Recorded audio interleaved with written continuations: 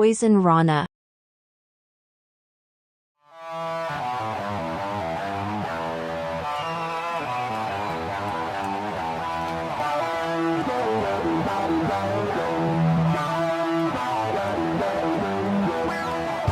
First time in a long time, but back like I never left. Taking each day as it comes, you know me, I don't read ahead. Watch me burn down everything, BDE on the TV set.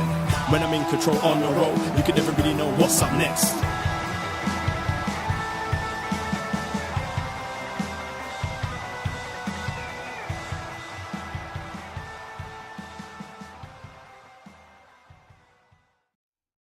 Hello. Hello. Braden Herrington here with Davie Portman for upNXT, postwrestling.com, Apple Podcast, Spotify, whatever podcast app you are using, and of course, YouTube.com/postwrestling. Hello, postmarks. Hello, NXT friends. We are here today to talk about some NXT. We are, because we're on the road to NXT TakeOver LOL. Takeover, lol. Oh, lol. LOL. Lol. LOL. Lol. Apparently, LOL has a lot of history. Apparently, lol is somewhere near Boston. Yeah. In the shadow of Boston. Shadow of Boston, Massachusetts, and a lot has happened. We even had a hype video for LOL at the end of tonight's NXT. Yeah, it just makes destination lol. Apparently, this was where the house show was, where Joe beat Finn. The NXT title. So there is history in LOL. The Rock won, I think they said the IC title in LOL. Oh. LOL. LOL. So that's why they're just calling it Battleground, I guess. I mean, they haven't done a takeover in a while. A specific, like site-specific takeover. Yeah, it makes things more special when you just have the name. Takeover LOL. They should. It'd be takeover way better. LOL. It'd be great merch. Yeah. But instead, it's Battleground. Battleground. Love is a battleground. Yeah. So that's what's happening this weekend. If you're a wrestling fan, there's a lot of wrestling going on this weekend. There's never an off season, as they say, because WrestleMania came and went. We had Backlash. Now we got Night of Champions. We got NXT Battleground. 3 main events on that show. Triple main event. How are they going to do it? They all start at the same time? Like simulcast it all? Yeah. What is triple main event doesn't make sense because there's only one. There's only one main event. They do this though, don't they? You know why? Why? Because that title ain't main event. That title ain't main event. That title ain't main event. And get out of here. I feel it has to. It has to, but it won't, will it? No. Yeah. Takeover LOL. Takeover LOL. Yeah, Night of Champions this Saturday, which has some matches that look pretty cool. Actually, I'm definitely gonna be checking it out. WWE pay-per-views have been great. Yeah. The shows, I still don't watch Raw, still don't watch SmackDown. Love listening to John Away recap it, but I just watch it on Twitter if to see kind of what happened, to see what everyone's going off about Brock and attacking Cody and this and that. I just kind of checked that out. But their pay-per-views have been really good for really quite good. A while now. I really think. Good. So yeah, looking forward to it. Should be a fun show. I might actually, because it's Saturday afternoon, isn't it? Watch it before work. Yeah, it's kind of weird having it on during like the day. Kind of nice though. Yeah. So then there's Battleground, and then there's Double or Nothing, which is like, hey, that's a lot of wrestling this weekend. So I mean, we know we're the NXT show, but we won't be going live after NXT Battleground on Sunday night. Instead, we will be going live on Monday. We'll be going on live on Monday. 1 p.m. 1 p.m. Eastern time. Come hang out with us. You'll hear us talk about all the wrestling from this weekend. We'll go through NXT Battleground with our NXT post show as normal, but then we'll also stick around. We won't be doing a Poisonrana this week, so that's why we'll just tack it on to that and talk about all this wrestling. We'll talk about Nights of Champions, talk about Double or Nothing, but obviously the body of it will be our NXT show talking about Battleground. Yeah, exactly. So come hang out with us on this feed. I might take the audio and put it up on both feeds there. But if you're not listening to Poisonrana, go find us in your podcast app. That just one word, Poisonrana, and listen to all the other shows that we do there over on the free feed. We just did one on Sunday talking about everything, Punk Watch. As it seems, every day we're looking and finding out. By the time you're listening to this could be dated. Will we? Let's say ourselves right now. Like, we don't need to go into a huge discussion about it. But tomorrow, is it Collision in Chicago? Is it Collision in Jacksonville? What are we getting? Place? I'm gonna say it's in Chicago. You think it's Chicago? You think they've got Punk? They fucking better. At this point, guys, what are you doing? I'm over it. I just want Bill. Yeah, Bill it's in Goldberg. Daly's place. I think Bill Goldberg is the one to beat Orange Cassidy and then rematch it in Toronto at Forbidden Door. Love it. Yeah, do that. Yeah, so lots of things going on in wrestling right now. Wrestling's just crazy. There's so much of it going around. There's New Japan. There's injuries happening everywhere. Quite a few injuries right now. Maybe throwing some curveballs for like the Wembley show in Forbidden Door. Absolutely, yeah. Aussie Open having to relinquish their titles. Yep. It's Mark Davis got hurt. injured. Yeah. Then Mercedes Moné getting injured as well, which is so awful, but like also a weird good moment for Willow, because I love Willow Nightingale. Yeah. So like good to see her get that spot, but like in such terrible circumstance. But maybe we'll never know if Mercedes was supposed to be involved with the Forbidden Door, but that's clearly not going to happen. It feels that way. Like it's come out that she was meant to obviously win that match. I kind of think maybe not Forbidden Door, but maybe Wembley or something. But yeah, really unfortunate. Yeah. So injuries there, and I'm trying to think of someone else. Oh, Liv Morgan in WWE. Liv Morgan, Dakota Kai. Yeah. Wow. Jamie Hayter was off last week, but they have announced the match, so Yeah. I think that is going ahead. Right. Yeah. Well, wishing all the wrestlers a speedy recovery, but that's crazy. But Wrap Kenny and bubble wrap the next little bit, right? he's looking yoked. He is. He does look big. He's like, hey guys, here to announce the video game thing. I'm like, sorry, I cannot hear you. You are shirtless and jacked. Good sir. The video game has been announced now. We getting it? It turns. You going? We barely played 2K so yeah, far. Which is good though. It was good. Yeah. I finally think I figured out why it was taking so long. They were just trying to get that blood right. What do you They're mean? just trying to get the blood in the game. Oh, good. Have you seen this? No. Oh, they released photos of. They're like, oh, for anyone worrying if we wouldn't have blood allowed in our wrestling game, showing screenshots of just a fucking massacre, a slaughterhouse-looking matches. So you know John Moxley's in the game. Oh, Jesus. Yeah, why is there so much blood That's... in a Hikaru Shida match? Holy. What's going on? Was that Hikaru Shida versus Abaddon? Yeah, and He we all just know... murdered her. Yeah, I don't know, What the zombie match, a blood match? I don't know, but that looks pretty So crazy. much. Orange Cassidy versus Jericho? I'm not that hyped about the video game, to be honest. I have a Switch, and I feel like just for the like shits and giggles, getting it for that, even though I know a wrestling game on the Switch is not the best way probably to, take. Yeah, we'll get it, but like, geez, that's a lot of blood. Well, we have PS4 as well, so Yeah. it's like, should we just get it for that and play it? I think so. Yeah. All right. Well, let us know, guys, when you're planning on getting the game and play online. Like, why have all the matches to pick with the blood? Are you not using a Moxley one? No. I don't know. We will dive into some NXT. Like I said, we can get some plugs out of the way. I know Forbidden Pour is coming in June. If you're planning on coming to Forbidden Door this June, well, look no further. We have been selling tickets like hotcakes, and we can't wait for all of us to meet all of the listeners out there and have some fun there. And then what else do we got? Over on our Patreon, we've been doing a lot of fun stuff. We do a show called Was Next. We did a retro NXT review looking at January 1st edition of NXT featuring Sami Zayn, Leo Kruger, 2 out of 3 falls, a sing-off between Big Cass and Aiden English. Really fun episode actually this week, I thought. Yeah. We love doing the retro NXT reviews, and right now we're in 2014 going forward. So that's a pretty big year because that's when Arrival happens and all sorts of fun stuff. We just watched Regal versus Cesaro.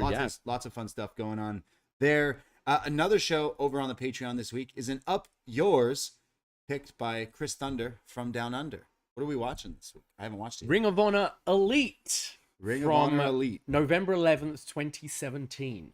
Diving back into some classic Ring of Honor. I imagine the Elite are going to be all over this show from the title.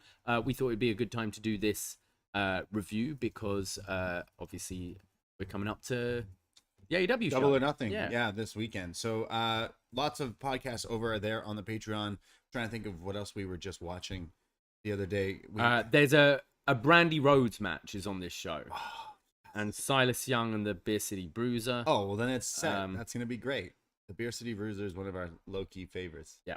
So looking forward to that over on the Patreon. And for Succession fans, there's what? One more week. 2 episodes left. I mean, there's only 1 episode on TV left, but 2 episodes of the sesh left.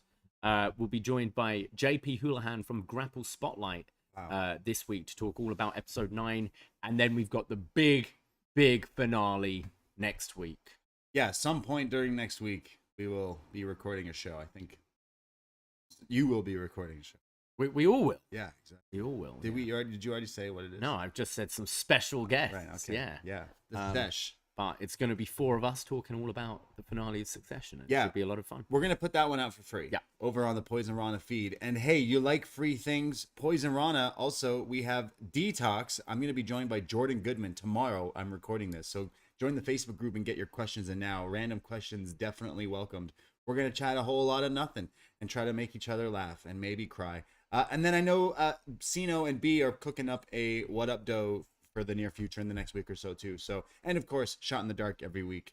So lots and lots of podcasts, lots of wrestling content, funny content, all stuff to let your day go by just a little bit better. Mm-hmm. That's what we like to do here. Oh yeah. How's your day going? I'm pretty tired. Tuesdays can be a bit of a slog. I work during the day, and then we squeezed in a behind the BDE earlier, which was really fun. It was a really fun show. First behind the BDE that we recorded outside. For a while. For a long time. We have done, but yeah. So that was fun, and We then talked watched about NXT and conspiracy theories. Yeah. Some crazy things. Our crazy Uber ride. Crazy Uber ride, time travel. Yeah, lots of stuff. No, fun show. That will be put out very shortly for our world champion patrons. Sorry, our family patrons. But yeah, I'm good. Just a little sleep. I need to calm down. It's been a bit of a year. Yeah, I blame. I was gonna say week, year? and then I was like fortnight, and then month, and then I'm like life. It's been a bit of a life. It's been a bit of a life. Yeah, that's all right. I blame John Pollock for bringing out the J.R. Ewing bourbon. Getting us absolutely lit. Shout out Bruce Lord as well. We tried his Bruce Lord his gave whiskey. the boys some whiskey, then they brought it over, and then we brought over some Terramana. And then Mike made some ranch waters. Whew, he used he gave us leftover Topo Chico, like the bubbly mixed it, the soda water mixed with limes. It was so good. It was very nice. And then we had J.R. Ewing bourbon. And then we tried the Anejo Terramana as well. You got to meet Ozzy Ting. Met Ozzy Ting. Got to hang out with Dan the Mouth Lavransky. Yeah. Legend. It was great day. Yeah, we just got lit and then... I've just been exhausted ever since. Finished work, had 3 hours sleep, recorded Poisonrana, and then I'm just dancing in Way's back garden. Terry Funk. Yeah, we started going off of... Way started playing the Terry Funk album, which now I've been on the hunt for on like eBay and stuff. So Juvenile Delinquents is a banger. You know what we didn't do though, and maybe it's not there yet, but we listened to the whole of Terry Funk's album twice. And then started listening to AI, like, Kurt Cobain singing Foo Fighters or Freddie Mercury singing the Beatles and stuff like that. Way created a game, which I said has to be a podcast going forward, where like he was playing an AI track that we had to guess what it was. So he was like playing like Freddie singing the Beatles, and then he'd play Biggie, but it's Biggie doing the Hit 'Em Up Tupac song, which is dissing Biggie. So my brain was just like, what's going on? Or like Kanye and Rihanna singing Stan by Eminem and Dido. Like, there's so many crazy AI songs out there. We need like AI of Joe Biden singing Juvenile Delinquents Terry Funk, or just you love Joe Biden AI for some reason. And Kanye doing everything. Kanye AI, AI Kanye AI, yeah. So that's what we did over the weekend, playing some AI. Yeah, things. Those are scary. Great time though. The robots are taking over, man. Thank you very much, Way for having us. Good old times. I'm trying to think of anything else going on before we jump into some NXT. Yeah, we've got a bit of a super chat in the room as we're talking about mouth from Jake, who says, shout out to the wonderful Dan Lavransky as he's retiring from wrestling radio after 20 plus years. Any favorite mouth memories? When we smoked a joint with him the other day. Yeah. That's pretty nice. And we talked about, we talked about a lot. We caught up. Yeah. To catch up with him again for sure. But yeah, I don't think he's doing any, we'd have him on if we want, because he would be someone good for, I was wearing my Bruiser Brody shirt in honor of him. And he loves. So was Mike Murray. Yeah, we both wore the same shirt. Yeah, we were twinning. We both looked good in it. Also, if you haven't seen the photo of Braden and WH, Right? Yeah. Where has it been posted? you posted it on Instagram. Probably like I should post the actual. Both versions, pretty freaky. All right, I'll post it. Yeah, On my Instagram. Yeah. I Oh don't no, know. post it on Twitter. Okay, it's safer. Yeah, at Poisonrana Now. Pod. At Poisonrana Pod, Twitter, Instagram. Good reminder. Go follow us. Or use those socials. We need to get those numbers up, baby. We have rookie numbers right now. Come on, guys. And shout out everyone in the YouTube room right now. Jordan Goodman throwing up the frog. Thank you. Always throwing up the frogs. Throw up your frogs if you believe. So I guess we can chat about some NXT. NXT, that's the show. That's the show we're talking about. I've been on a tear too. I'm like recovered. Our friend Tom has been working. Shout out Big Tom. He's been working security and just working for different venues in the city. So he's like, hey, any venue I'm working at, you can come see shows. So he's like a big metalhead and he's in a metal band himself. So I was like, you know what? I don't see too many metal shows. So he took me out I went to what were they? Some country from over there in Europe. They love metal over there. But I watched some band. I was like, this is pretty cool. Norway. I can't remember. Somewhere you've been. You've talked about. Austria? Yeah, they're Okay. Austrian. Right. And I was like, oh, that's pretty cool. And then he's like, you want to go to this other one? I was like, yeah, what's the band called? Necrogoblicon. I was like, sorry? He's like, yeah, it's a metal band and the lead singer is a goblin. Nice. Get out of town. So I look up this band and it's a metal band with a goblin. The music videos are pretty funny. So apparently Post Malone and Joe Rogan are big fans of this metal band. It is. It's literally an actual goblin. So that's where I went last night, and they were pretty. You saw Necrogoblicon last night? You said the name really easily for the first time. I was struggling. It's a good, it looks harder than it is. Necrogoblicon. It's quite a satisfying word to say. Yeah, it's pretty nice. Everybody listening now, say it with me. Necrogoblicon. Necrogoblicon. Hey, metalheads out there, I'm sure someone knows this band because there was a Someone's lot. doing their it sold groceries out. right now, just saying out Necrogoblicon. Necrogoblicon. I kept saying Necrogoblin as short form, but then no, it's Necrogoblicon. So I almost bought a shirt. It said, "I still believe in goblins."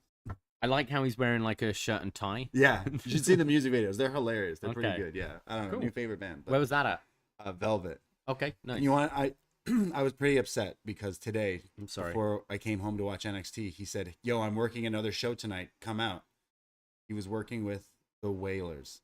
Okay. Obviously, Bob wasn't. Yeah. But the OG Whalers, whoever's Nice. still kicking, were playing. So he's like, "Oh, come." I That's can't. I pretty gotta cool. watch NXT. So I said, if they're out later, we'll go hit up the Whalers. I don't think I can make it out after this. Don't know if I can make it through the show tonight. All right. Well, we'll do this one's in honor of the Whalers. Yeah. Are they even allowed to do Bob songs? Probably. They were a unit before. Depends Bob who owns the rights. I would like to see AI of Necrogoblicon singing Singing Marley Bob? and the Whalers. Or the other way around.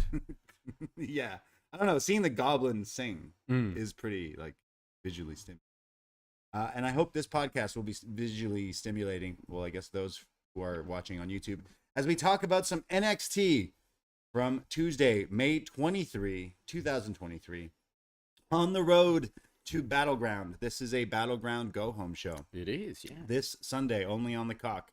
We start off with a little video, very old school here, very Saturday night's main event, superstars with the intro, insert promos. Insert promos for the 4 women left in the NXT Women's Championship tournament. So you had Lyra talking about being a bird, Cora, Tiffany, and Roxanne. Yeah, Lyra says that she's going to be risen up and she's going to pass everyone here, meaning Cora.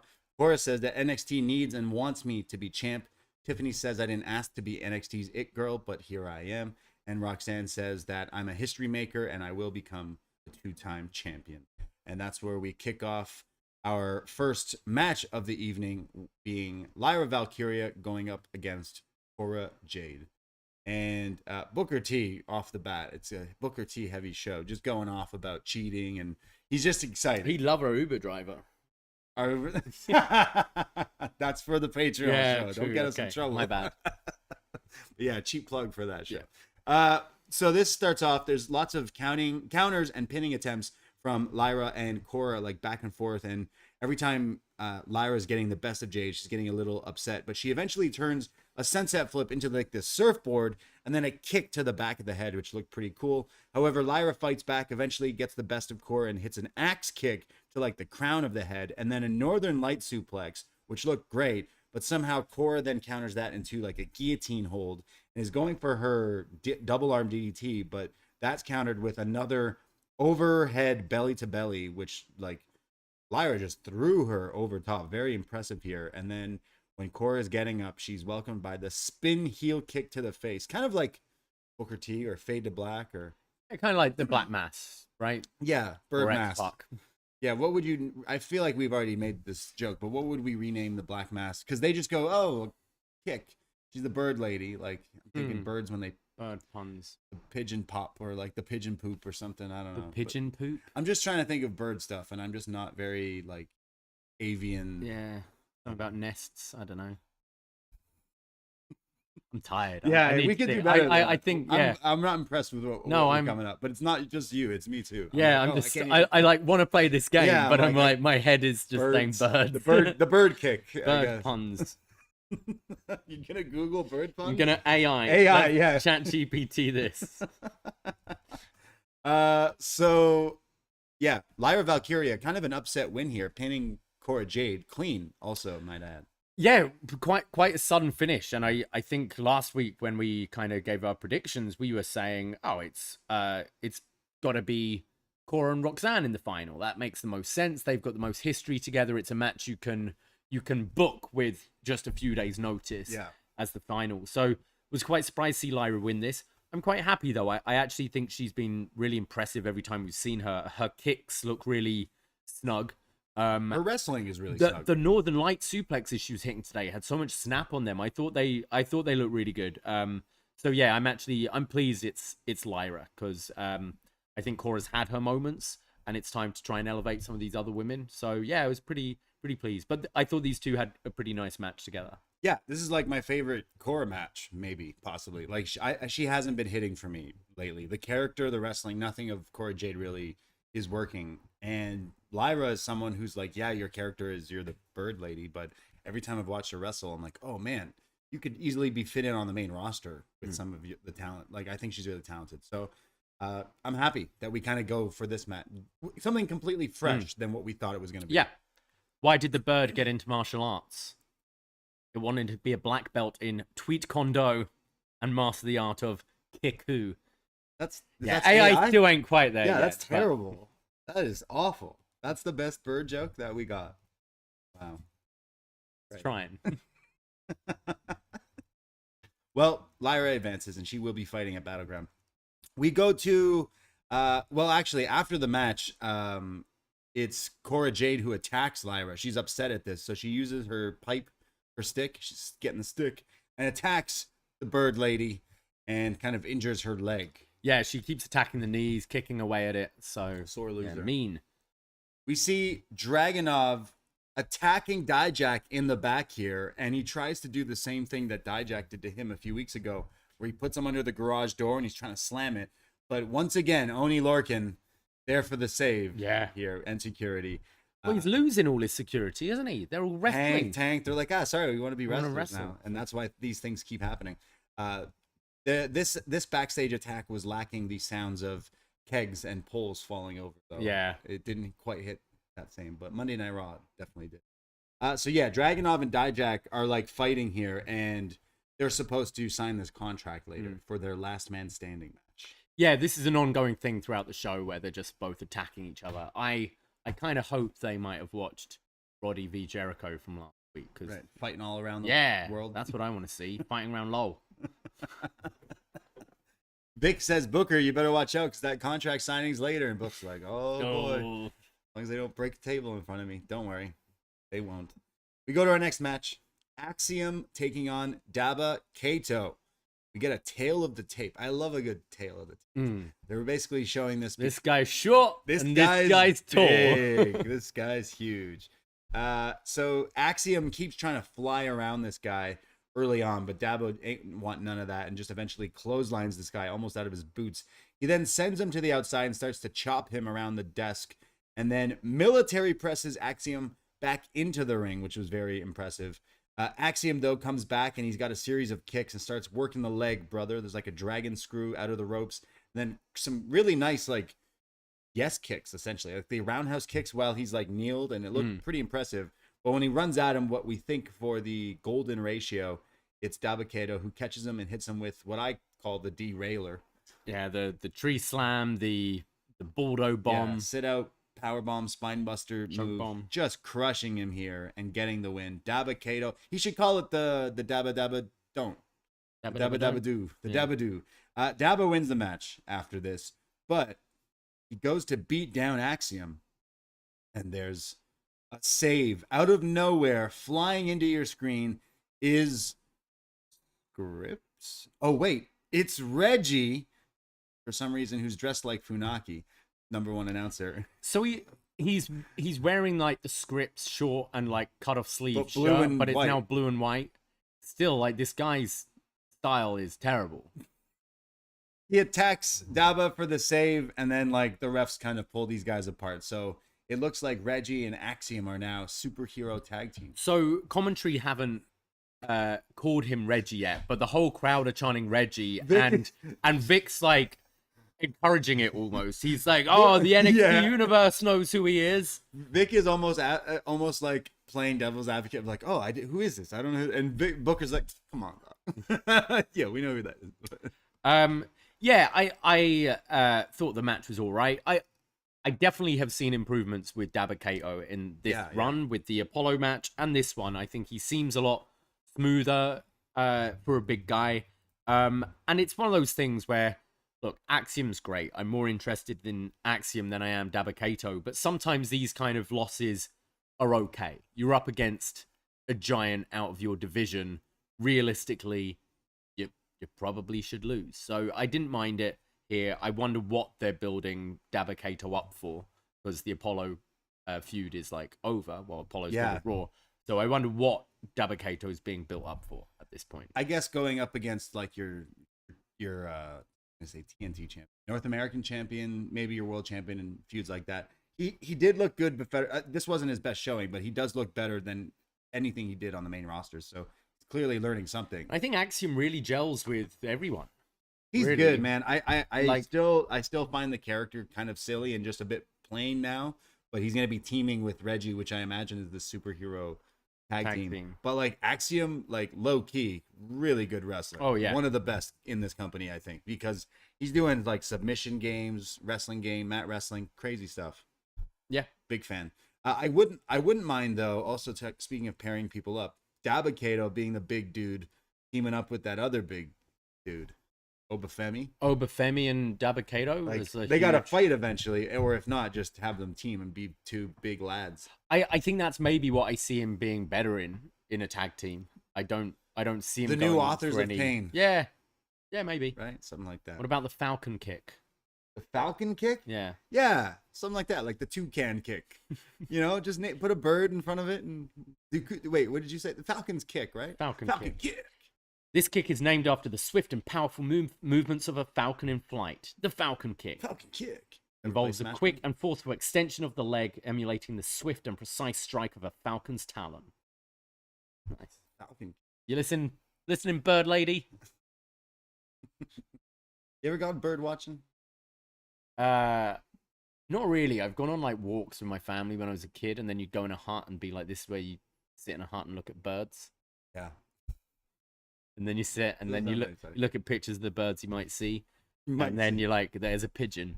Right. And then you go, Dad, can we carry on walking? I did see a blue jay up close the other day. Nice. Not the baseball team players or anything. Like legit. Blue jays are a beautiful bird. Oh yeah. One of my favorites. The blue jay kick. The blue jay kick. There you go.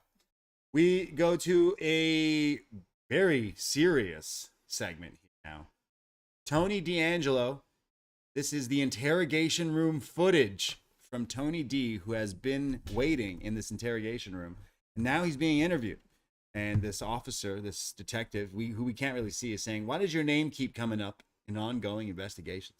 Tony D says, I don't know what you're talking about. He'd been committing crimes on TV. Like it was gonna catch up with me. I was doing everything illegal in front of cameras on live television, and it did finally catch up with me. My bad, you got me. 600,000 people see it every week. Give or take. The detective says, we've received a lot of tips about you. And Tony says, tips, eh? You mean tips? Like bribes? What, you want me to give you a tip to get out of here? Is that what this takes? He says, sir, are you trying to bribe me? This is like, I'm a federal officer. You can't be doing this. We don't do that kind of stuff. It's Florida. Come on. Yeah. He then says, sorry, there's no way that's me. And he kind of shows him a video saying, is this you? And he's like, no, that's not me. Sorry. And then another officer comes in, says there's new information about the case. You're going to want to see. Leave him here. So they leave Tony D in the room as they go talk outside. Very CSI. I don't know if these are real detectives. I mean, he's in an interrogation room. Be anywhere. I think these are fakes. I think they've been hired to. Okay, I don't think they're fakes, but I do think that there might be some malarkey going on here. There is a second half, which I think we could break down later on. Yeah. All right. But Tony D is in deep water right now. Feds are all in his watching. Face, yeah. Feds are watching. Stand and Deliver recap from the match between Braun and Mello. We get a whole video showing what happened and just a nice edit of all the cheating taken out. Yeah. Blatantly just edit that out. It cuts to Braun. Which he low-blowed Braun again last week, didn't he? Yeah. Yeah. Clean cut baby face. But yeah, he won clean at Stand and Deliver, if you remember. Give him a break. He's from Lowell. He's from Lowell. So we have this video. It's like Braun kind of explaining his side of the story. He says that he did it all here. He did everything. He was the champ. He had a crazy run. And he says that he was the man and he was the champ. He said he stayed after every show, signed every autograph, took every picture. And it shows like all these crazy, coconut loop shows that they've been doing, him posing and with people. And he says, and I did all this and I'm beaten by a guy who's not even better than me. That's what's upset me. And now I'm going to win back the NXT title and I'm going to burn this place down. He's planning on beating Mello and taking NXT to the ground. So I'm down. Do it, Braun. Beat Mello? Yeah. Yeah. I like Braun as a heel way better. It's worked like instantly. I felt this heel turn. Sometimes you feel like people are trying to find their footing a little bit to start with, but I think right out the gate, everything's worked. Just as simple as like he looks more badass when he's in black all the time. Here. Yeah. The spear thing is like it's like his at RKO. And how many people have we seen over the years have a spear? And I think his are like one of the best. They're really working and really come out of nowhere. And we'll talk about it later tonight. But yeah, this whole Braun package is really working. Yeah. They recapped that spear on Mello. Yeah. Still so great. The springboard one. Yeah. We go to Gallus. And it's Gallus because they're in the ring and the lights are all green. It's all green. It's because the green is their flag, right? It's Celtic, right? Is that what they're going for? It's their football, yeah. Okay. Well, they don't turn the lights off. So the green lights are just shining during this whole promo. Literally think of themed red lights, but bright green. Green's a better color. Sure. Just like I can't see them. Like you're just like. Do you need to see them? Look at these. We always talk how shit these guys are. No, you don't need to see them. They were not in their gear. They were just like dressed. But it's just a weird. I don't think this does anything. Like why all of a sudden would these guys have random green lights? But they start talking about how they've been here for a long time and they're saying like, oh, Tony D wanted this match, but it looks like now Tony D'Angelo isn't able to get this match, and I don't think we'll be seeing him for a long time. So Joe kind of making a reference. They're the ones that tipped off the cops. They're like, hey guys, we're on this show called NXT and our colleagues keep murdering people. Do you want to pull them in? Narcs. So they say we wanted to wrestle, but we're not going to get to wrestle these guys. So sorry. And then they start running down the Creed brothers, which then the Creeds come out and they say, hey, Gallus, stop ducking us. Next Sunday, or this Sunday, Battleground, Gallus, Creeds, and put the titles on the line. What else do we have to say? Ring, ring. We're calling you. Pick it up. Let's go. And then Gallus start to laugh. Finally, they turn the green lights up. and they say, you know what? You want to throw hands? Then we'll show you how Gallus boys throw hands. And then it's just a big brawl. But it's 2-on-3. Sorry, it's 3-on-2 here. So out comes an unlikely ally, Stacks, for the save to send Gallus packing. And Creeds are kind of like, oh, is this guy with us? But yeah, now it is official. Gallus versus Creeds at Battleground this Sunday for the title. It should be really good. Gallus have stepped up, I think, in ring the last... since they changed their finish, it's worked. And Creeds are great. Do you see Creeds taking it on Sunday? I think so.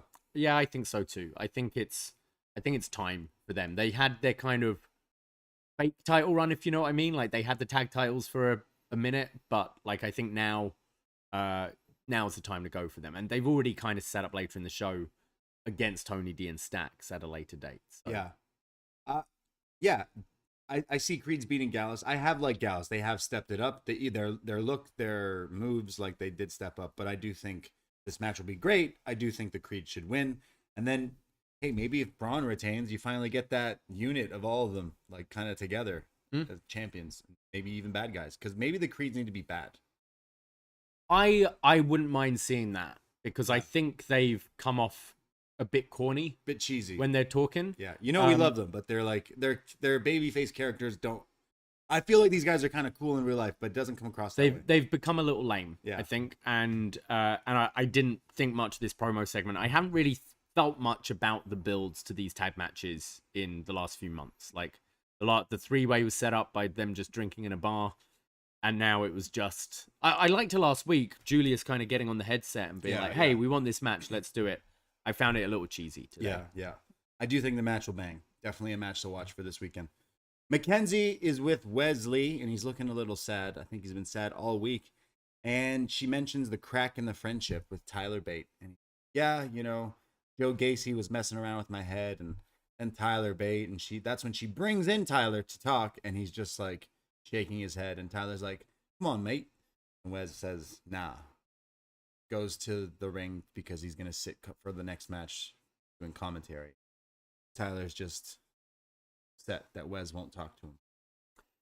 There was a game show in the UK called Golden Ball. Golden Balls? Golden Balls. And you're like 4 contestants or whatever. You're building up the jackpot throughout the show. You're eliminating contestants, and then the final round is you have 2 balls each. Right. One says split, one says steal. Oh. You have a chat and you're like, okay, the jackpot is £500,000. Are we splitting? We'll take 250 each. But if both steal, no one gets anything. So they're talking, and then obviously sometimes someone splits and the other person steals. And sometimes the person who loses gets so mad. And they're like, I was raised not to lie. I can't believe you lied to me and all that. But that's the game you're playing. In the world of pro wrestling, the game is winning titles. It's not making friends. And I think Wes is being pretty unreasonable with Tyler Bate here. Yeah. All Tyler said was, I wouldn't mind having a shot. Yeah, Joe was like, he wants a title. And he's like, well, yeah, of course I want a title shot. He's like, oh, you hurt my feelings, what? Bro. You're saying you're not really my friend? You didn't want to just hang out with me? This whole time? Yeah. Both can be true. You can both want to hang out and have a title. Yeah. So I think Wes, I find this story a little lame. With Wes being a bit kind of upset about Tyler when a Bate. month ago he hasn't done anything despicable here. Yeah, a month ago he's like, I'll fight anyone. Axiom, I'm your friend. I'll fight you. It doesn't matter. So now all of a sudden he's just mad. I think Tyler Bate needed to do something a bit shittier or like a bit more selfish to get this car trouble. This match. I don't know. I think he should have done something not despicable, but just something a little selfish and shitty where it's like, man, you could have just asked for the match. Instead, you had to go about it this way. Right. Yeah, I don't understand Wes's gripe. Well, Tyler Bate is going to take on Eddie Thorpe here one-on-one. Meanwhile, Wes is sitting at the commentary desk because the pay-per-view match is Gacy versus Wes versus Bate for the North American title. Booker T asks him right away, hey, Wes, I'm not going to beat around the bush. He played you. You got played, and like kind of laughs at Wes. Like, what did this guy do that played him? So that's, again, I did not like this storyline. No. They're acting as if he like suckered him in and beat the shit out of him. And Wes like just on commentary, just trails like off. quiet. He's yeah. like, oh well, he he did the Oh, I'm just and so just upset. goes quiet, and Book's like, I get it done. yeah, I know, man. I know. Yeah. Over. I was like, what did he do that upset you?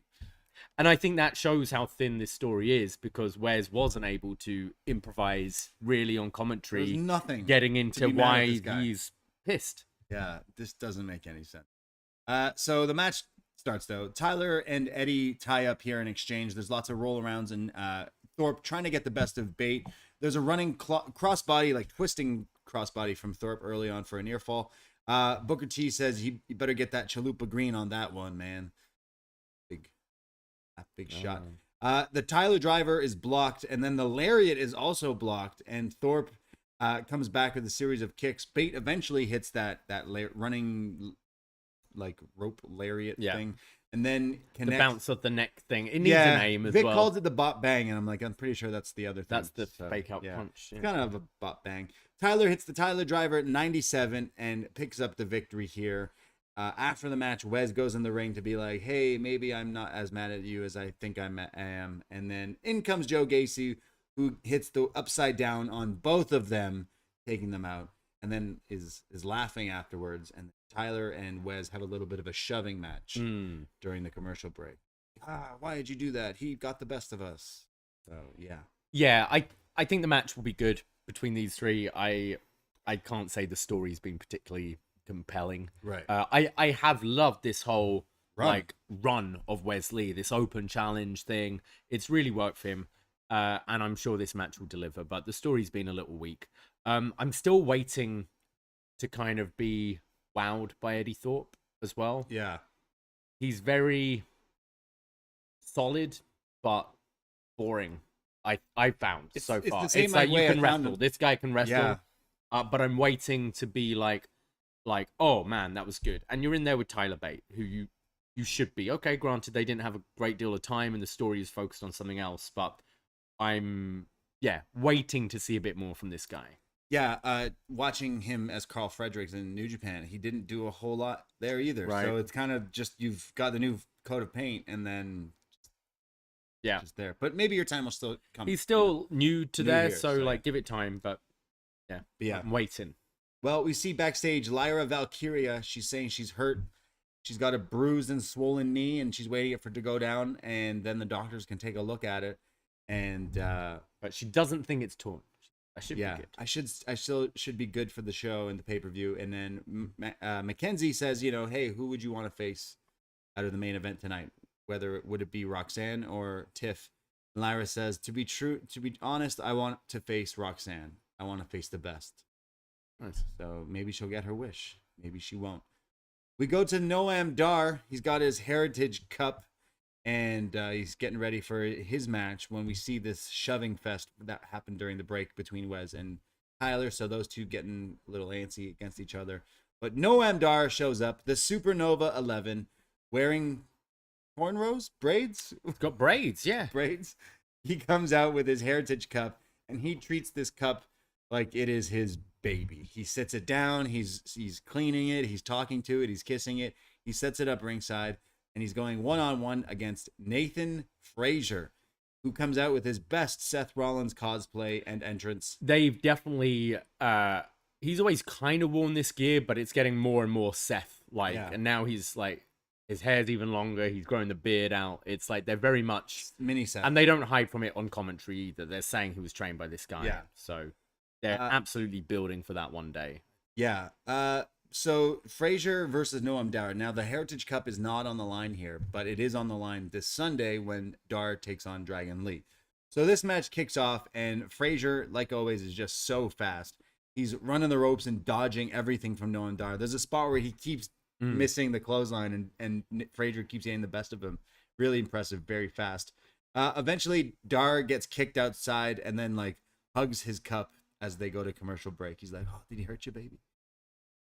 When we come back, somehow Dar is in control, but then kicks Frazer in the face here as he's going for a springboard. The ref right away checked on him. He kicked the leg away, which like Made had him him- fall and bounce like face first off the top rope. Yeah, and the ref right away was like, "Yo, you good?" And Frazer's like, "Yeah." And then like they kept going with the fast punches here. There's then like these like again another PK after hitting that one again, and then a Superman punch from Noam Dar. This was like a diving, like thrusting one with so much speed. It looked awesome. I wasn't sure if I was watching Noam Dar or Ken Shamrock here because then there's a ankle lock. He's going all submission. I had no idea Noam Dar. The last time I watched Noam Dar wrestle, he did not wrestle like this. He was very impressive here. Somehow Frazer gets out of it and hits his moonsault into the reverse DDT. This move is crazy. They're then going back and forth. Frazer hits a swinging neck breaker for a near fall, misses the Phoenix Splash. There's then a swinging knee buster. This is the ankle lock spot. There's a Bubba Bomb into a Fujiwara armbar, the Mighty Mouse special from Noam Dar here. And I bought that this would be the finish here, but Frazer eventually gets out of that, hits him with a super kick.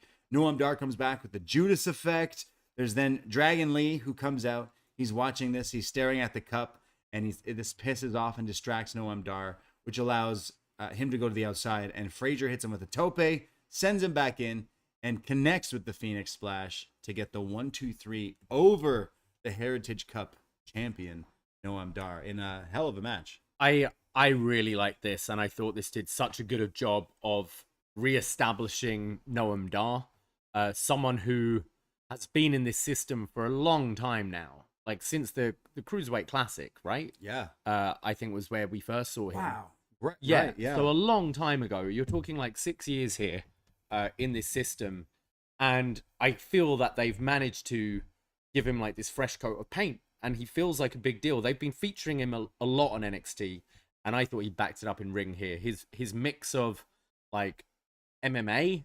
like the strikes and everything, he looked vicious and nasty, and I found it a bit disappointing, the distraction finish. I thought it was a bit of a lazy finish, and maybe setting up for a rematch for the cup potentially down the line with Nathan Frazer, with him getting this win here. But this was probably my favorite match of the night, and it was really pleasing, like to go, oh, that's what Noam Dar can do. Great. Now we're gonna see him against Dragon Lee. From watching this match, I'm even more excited for the Heritage Cup match of the weekend. Yeah, absolutely. The only downer is Dar coming in losing his kind of match here, which makes me to believe he's winning on Sunday, which I think him in the cup makes more sense. I think it does. I actually think they've done a really good job kind of getting us to understand what this cup is over the last few weeks. Yeah. And I thought the video package here explaining the a little bit later get on. a bit later, yeah, right? they go. I have it here. They do a little promo on the Heritage Cup, and they explain like the tradition of European wrestling. The clips were pretty cool. 6 3-minute rounds, 20-second breaks in between each round. Yeah. So And it's first 2 out of 3 falls, or the most falls at the end of the rounds wins. which we also discussed on a Was Next recently, because on commentary, William Regal went into the real history, deep into it, which we discussed. The Lord Alfred something rules. I can't remember now, but we did talk about it. But yeah, the Heritage Cup match. Noam Dar really surprising me here. I was a fan of him before because I remember being like, oh, what are we watching? Progress and that Cruiserweight Classic and some NXT UK, and he was always good, but always funny is what I remembered, because the Alicia Fox thing. But man, after watching this, no, that match. And I think there's a lot of time when he was kind of doing the Cruiserweight, more 205 stuff. He's not really kind of allowed to wrestle like this. I guess, I think, we didn't watch a whole lot of NXT UK, so I think he was kind of doing this stuff there. But certainly when we were seeing him on Raw and on 205, he definitely wasn't allowed to show how good he is like he was here. I love Booker T on commentary during this match was like, yo, if it was me, I wouldn't have brought that cup over to North America. I would have just let it chill at home, and hopefully people would have forgot what the Heritage Cup was, because you might lose it this Sunday. Because he's got it. He's had it for 200 days, 300 days or something. They said he's had 2 runs with it, so over 500 days Crazy. he's held this. Almost as crazy as Roman's reign. Oh, right. The Heritage Cup. But yeah, actually really impressed by Dar in that match with that Heritage Cup on the line Sunday. It'd be crazy. What did you think of the song we're getting on Sunday? Animal by Paris with a V. Yeah, it's good. Hard rock. NXT still uses rock music, which I love all genres of music, don't get me wrong, but sometimes pop music doesn't necessarily fit as well with like fighting and stuff. So I am always happy to see I like bands with a V. V in it instead. Yeah, churches. Yeah, have they used the churches song for wrestling? Probably not. They might as well these days. It's some of the ones they pick for main roster. Probably, yeah. They'll just get the weekend. Just again. Clearest Blue. See, Hyping up some big Hell in a Cell really, match. Yeah, it's still not really. Yeah, no, it's not really the. we need Necrogoblicon. Yeah. Mackenzie Mitchell is with Dragunov backstage, and she's asking him, "Hey, what was going on with last week? That was weird." She didn't say that, but she should have. I would have respected it more. He says, "Yeah, last week was torture. I was literally being tortured by Dijak, but I'm still standing. And Sunday, Dijak won't." And I noticed in the background there was a bunch of like NXT stars like Brooks and Jensen chatting, chilling. And I'm like, something's gonna happen. Dijak runs in. The camera pans. He's like walking in like Frankenstein into a house in his trench coat and sunglasses. It says you, and then they start to brawl, and everyone's pulling them apart, and it's anarchy, it's chaos, it's cat and dogs living together, and they'll fight till later tonight. Yeah. Carmelo Hayes, we get a video cap. We saw one for Braun with his story going into this match, and now Carmelo. This was really cool. This is showing clips of him this whole week. He's already been back, like in the Boston area, in Lowell, Massachusetts. Massive two shits? Massive two tits? Massive two shits. Right. Massive two sit. How do you properly say it? Massachusetts. Massachusetts. Massachusetts. Massachusetts. Chew sits. Two sits. Chew. Chew. Like Wendy Chew. Massachusetts. There we go. Nice. Carmelo Hayes is there. No disrespect to anyone from Massachusetts. Sure. But there, this was pretty cool actually. It's showing it like he's there with the title, doing interviews at radio, TV stations. And he was even at the Celtics game. He got the whole red carpet. He was sitting front row, chilling. He was looking like Jack Nicholson at a Lakers game. Just he's the superstar there. He's sit front row. He says it's a big deal coming back. His family and his friends are going to be able to see him here. And then he goes to this bar, this restaurant. Kowloon's. Kowloon's? We gotta go to Kowloon's. This looked great. So it has all these like autographs of all these famous people who've come by. So it's Kowloon. It looks kind of cool. It's like Asian cuisine, but they also have events and like a bit of a club in there. And but they've got all these wrestlers that have been there over the years, and you can go on their website, kowloonrestaurant.com/wrestling. Wow. See all the people that have been there. Greats like A-Train and The Rock. It showed The Rock and on TV. Christopher Nowinski was there, and who else we got? They here? showed like Hogan, Stone Cold. I'm pretty Crash sure. Holly went there. Oh, Kowloon. nice. Yeah. Kowloon's. Chico. Sorry, Chico Rico. Rico went there. How dare you? Yeah.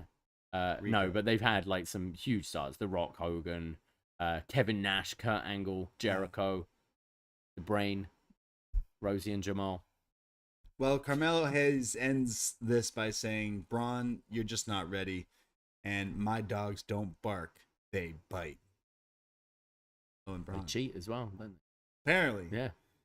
You know what this program was missing in the Braun one? The promo here was you and your friend Trick. You keep getting involved. Your friend. Well, I don't need friends. You want a friend? Get a dog. Get a dog. And Sunday, you got one. I'm that dog. Yeah, exactly. You missed the.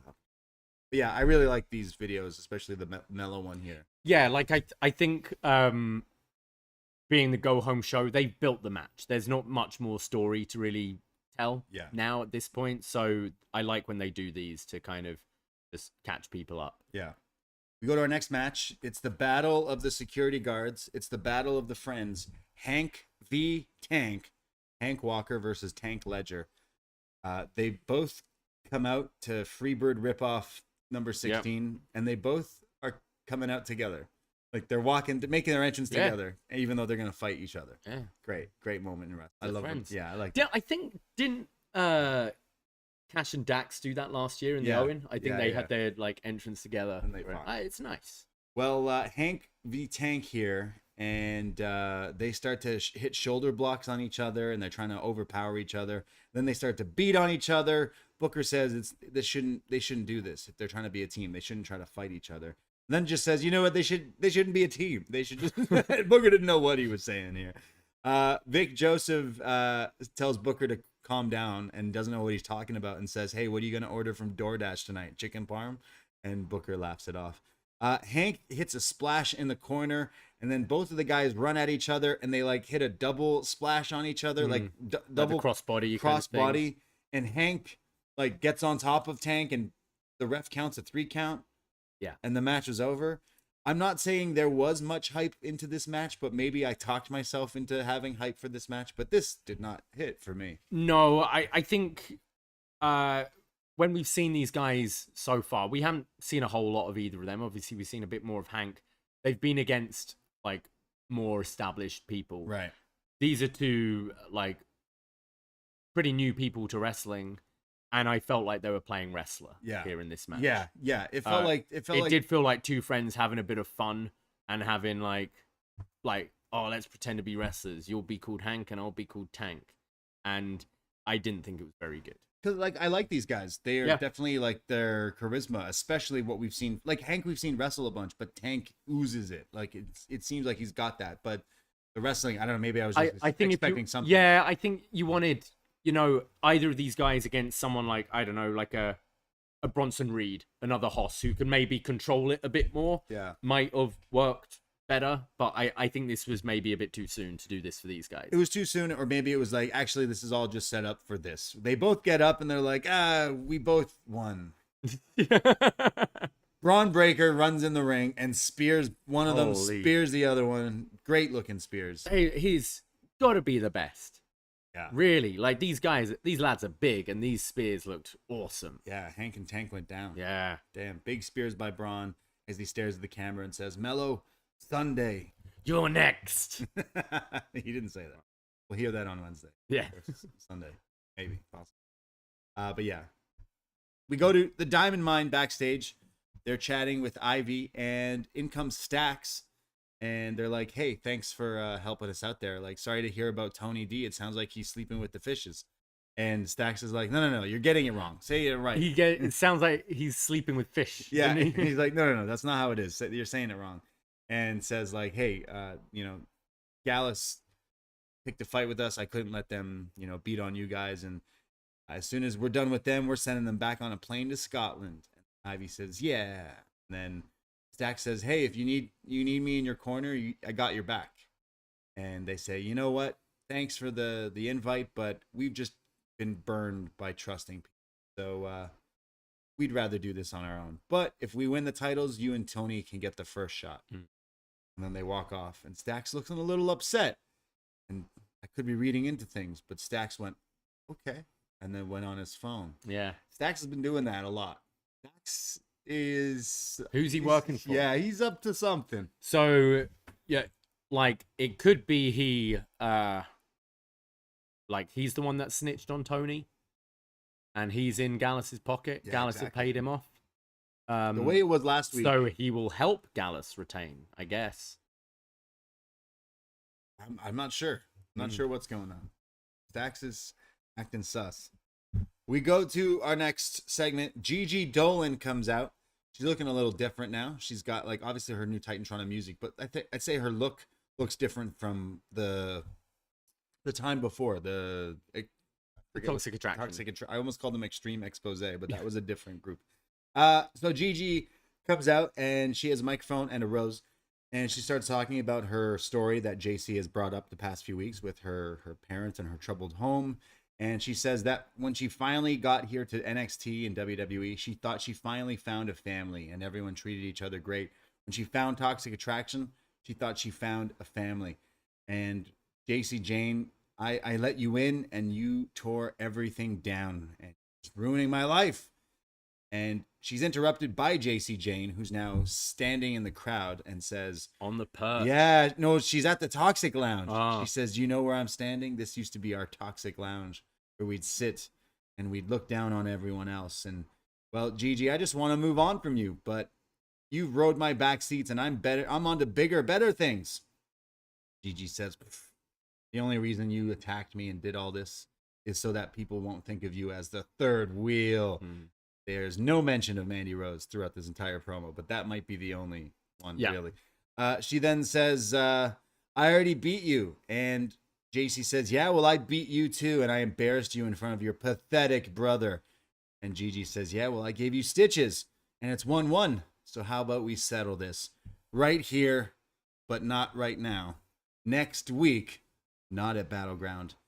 And Jacy says, yeah, and brings up Gigi and her Instagram stories. Again, I'm not really what she's referring to. Maybe the I miss being Priscilla Kelly. She says you're just, you're always pandering to your loyal fan base on social media. Yeah. She says, yeah, well, next week, Gigi, I'll fight you in a steel cage. Gigi says, yeah, well, Jacy Jayne is a fake-ass bitch. And how about we make that cage match a weaponized steel cage? On fire! With barbed wire. And lasers! Cake. Yeah. I don't know. Gigi Dolin versus Jacy Jayne next week on NXT, Tuesday night, in a steel cage with weapons. A weaponized steel cage.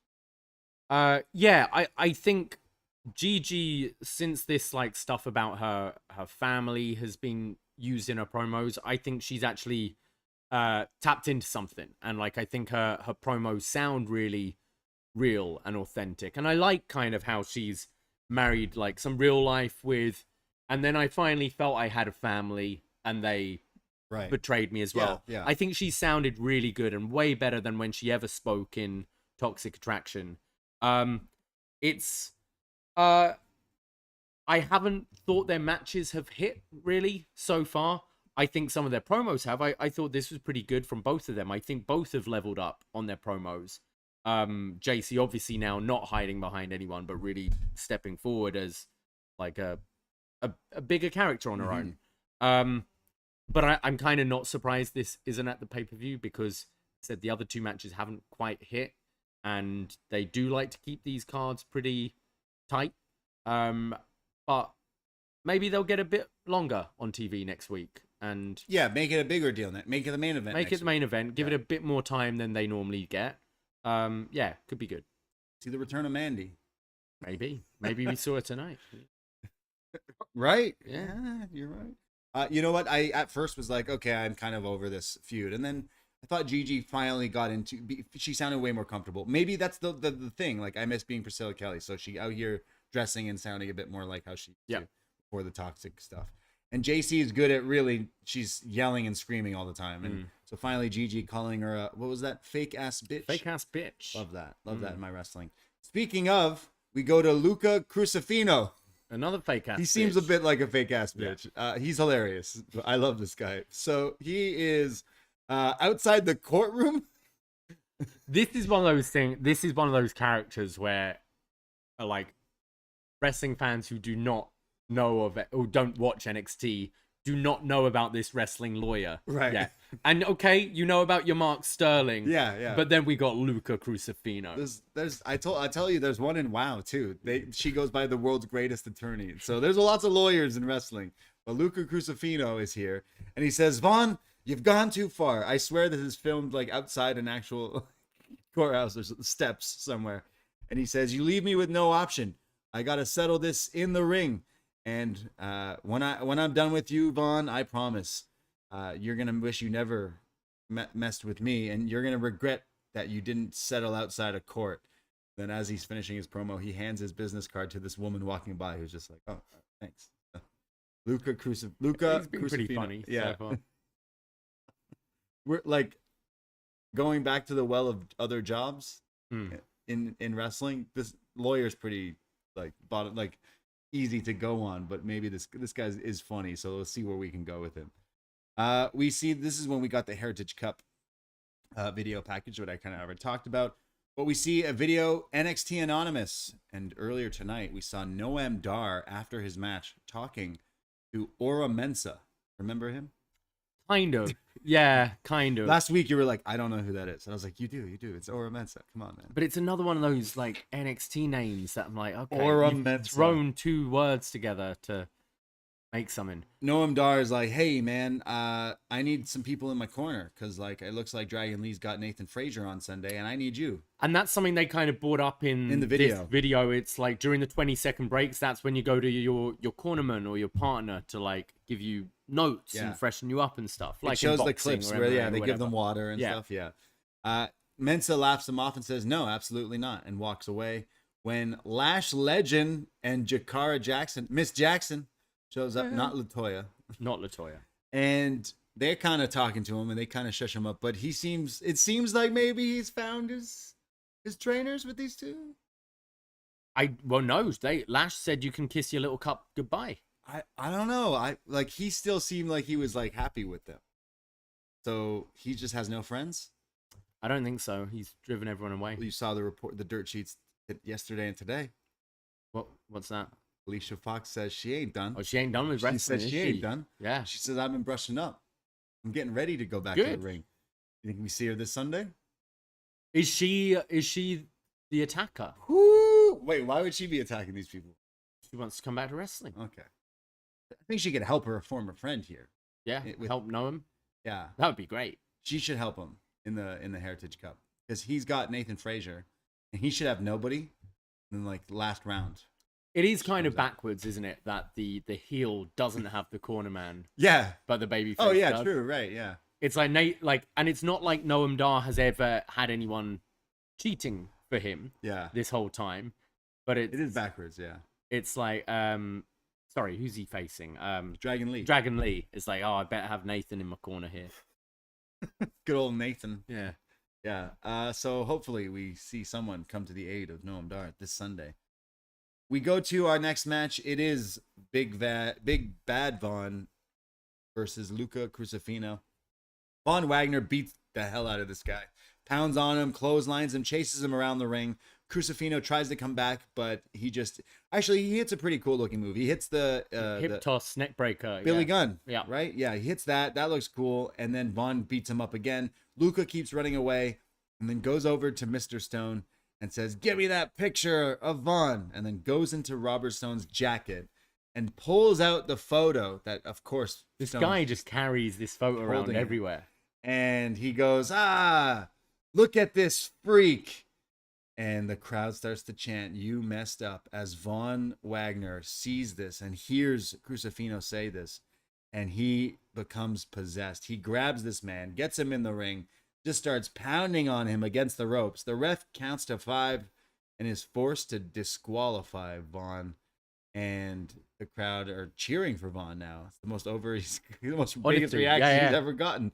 And then Von powerbombs this dude onto the announce table. Booker T got out of the way real quick. I am the table as well. The table did not break, but this guy went splat on it. The crowd chant one more time, but they do not do it. They leave this poor bastard there. Weird angle. One of the weirdest angles. It has been, but I think it's worked for Von. Yeah. Because I think he's now in this babyface role, and people really got into seeing him beat up this guy here. And could this be his thing where he's like, kind of, it's like contained rage. This is where he hulks. Like it's the Undertaker own, but it's this photo of him with a weird head as a baby. And then he's like, Bob Stone's just like, Von. Shows the picture. Remember the May 19th. Yeah. No, the crowd were popping for Von here. I was popping for Von. Yeah. I've been telling everybody. So maybe this is working. Von's, think about it. 5 years, main event of WrestleMania. Von's losing the match. He's getting the shit kicked out of him by Austin Theory. World title on the line, but Bob Stone just hulked. Was it Festus? They did something like that. Yeah, with... Festus was you ring the bell. Right. Ring the bell and he gets crazy. Something like that. You ring the bell again. I kind of like if they continue, and I think we need more sketches backstage of Von Wagner being, open, right, open, honest, and emotional with Robert Stone. So then when it's like, okay, it's rage time, I'm gonna put someone through a table, it like really gets that reaction. Maybe I'm turning a corner here. Absolutely. I hope everyone. You've always been around the corner with this guy. Yeah, I always celebrate come Tuesday. I hope we get a spot with these two in Lowell. In Lowell, Massachusetts, and they're eating pistachio ice cream. Yeah, still need to see that. Oh yeah, that's right. Yeah. We go to Tony D. He's in the interrogation room, and the officers come back in, and they say, "Mr. D'Angelo, we got to clear some things up. And he goes, yeah, I hope so. I got to get out of here. I got to take my mother to the grocery store. And they say, well, you're not going to be leaving because, sir, you're under arrest. You have the right to become an attorney. To remain silent, yeah. And they arrest him. And I don't know, something's a little fishy with these police officers. So Tony D has, in fact, been arrested. We knew last week he got called in that it wasn't going to look good for him. And now he is behind After bars. potentially another phone call from Axe. Right. Right? That was the last scene, him walking out with Exactly. the phone, and now he's arrested. Okay, so Tony D didn't get the pay-per-view title match because Gallus snitched. Stacks might have something to do with it. Hell, the Creeds could have something to do with it. Ivy could have done this. And this will be like, Gallus have paid Stacks for this, so they're gonna keep their title. And now Stacks is the Don. Yeah, I guess. Stacks Right. takes over as the Don, and when Tony comes back, he'll be like, yo, what? We'll have a sleeping with the fishes match. So you're saying Gallus retains then because Stacks is going to help them. Yes. But then there's 4 of them. But he's not going to join them. He's just going to help them. No, Stacks is like turning on Don. Like Right, yeah. he's like he paid Gallus were like, look, we'll get Don arrested. Sorry, Tony D arrested, so you can be the boss. Yeah. The Don. Don. If you help us keep the titles. Yeah.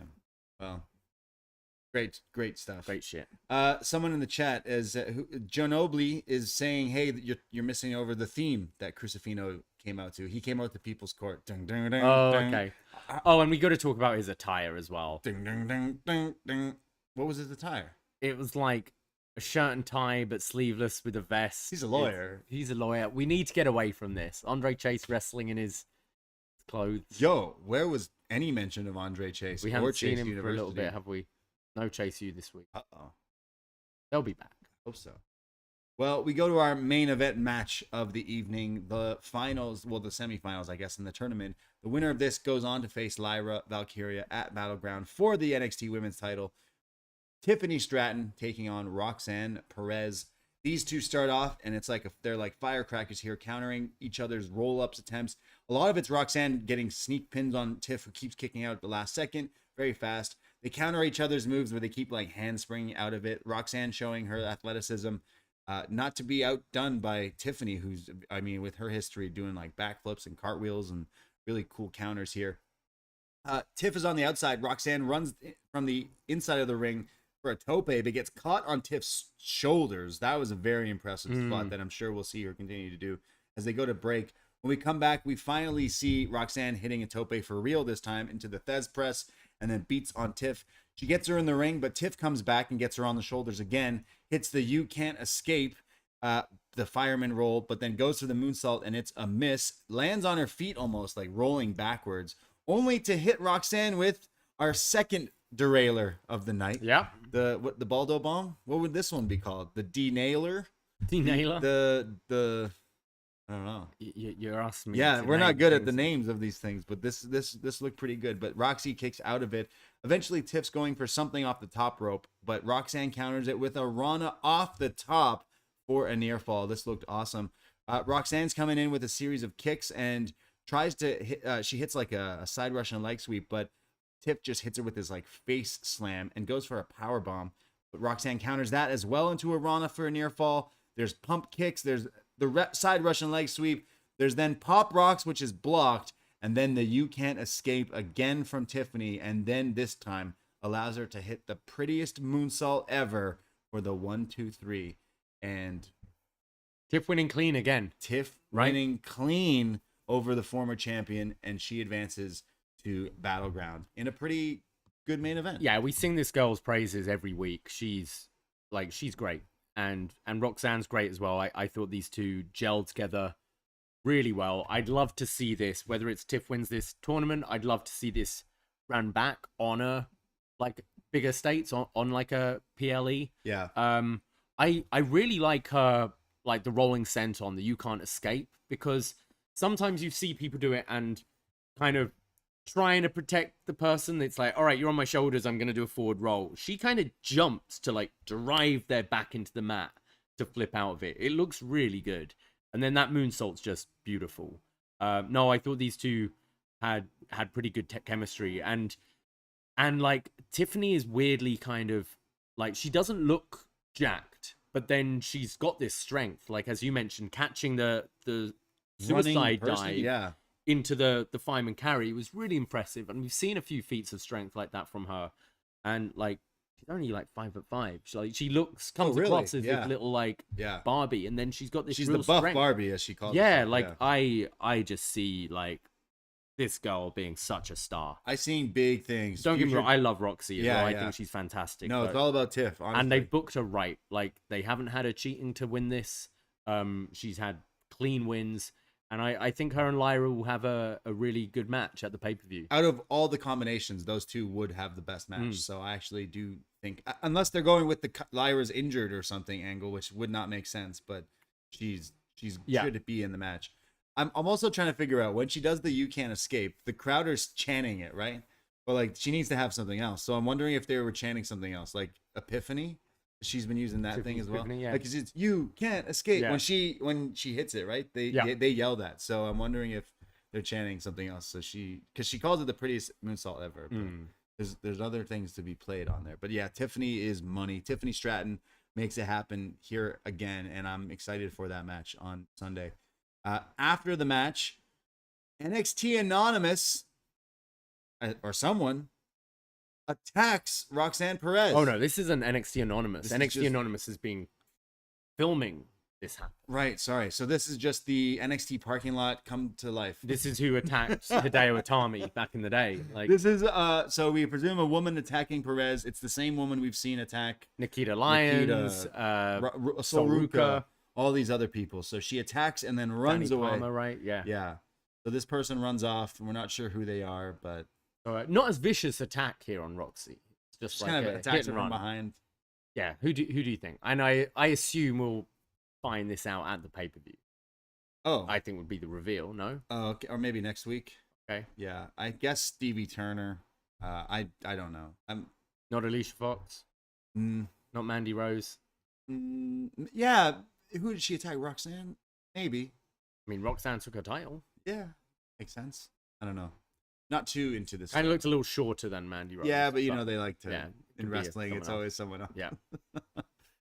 So that was like our main event, and honestly, a good match too. Like I thought it was solid. Yeah. But after this, we do have Dijak making his entrance, and he's attacked by Ilya, and they start to fight around the ringside. They sign the contracts.